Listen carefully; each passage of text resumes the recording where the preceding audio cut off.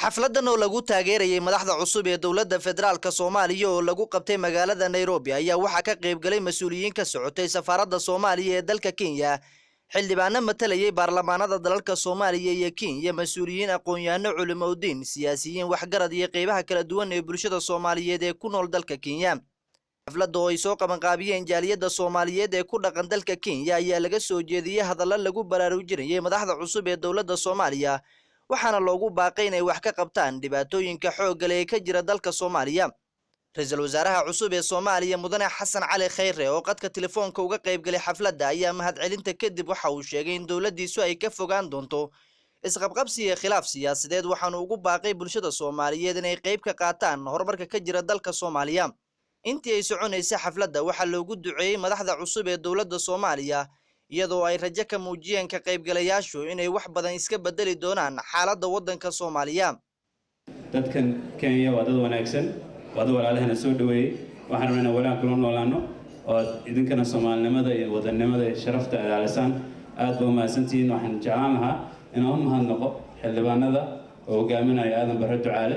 dalku waa dal ummado badan oo ajnabi iyo Soomaali huba doonayso inay ku noqoto oo ay wax ka qabsato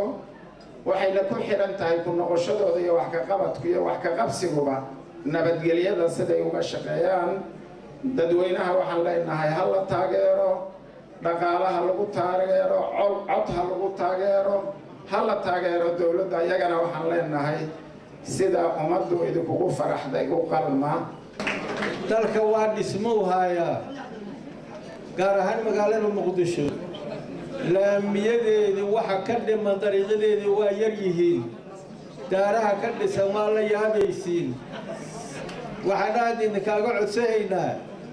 waxa aad haysiin inaad kala qaybisiin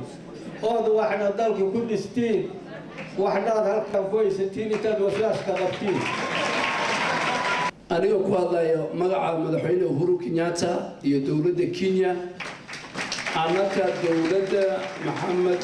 Abdullahi Farmaajo iyo Prime Minister Xasan Cali garab weyn baan u nahay waan u sheegnay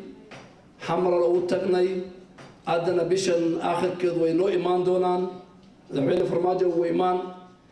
inta imaanina tilaabooyin weyn ayaan ku dhawaaqi doonaa oo xoog u yeeli doona madaxweyne Uhuru tilaabooyin ku dhawaaqi doonaa oo xoog u yeeli doonto dowladda madaxweyne Farmaajo Axmed Nuur Cali Maxamed Universal TV Nairobi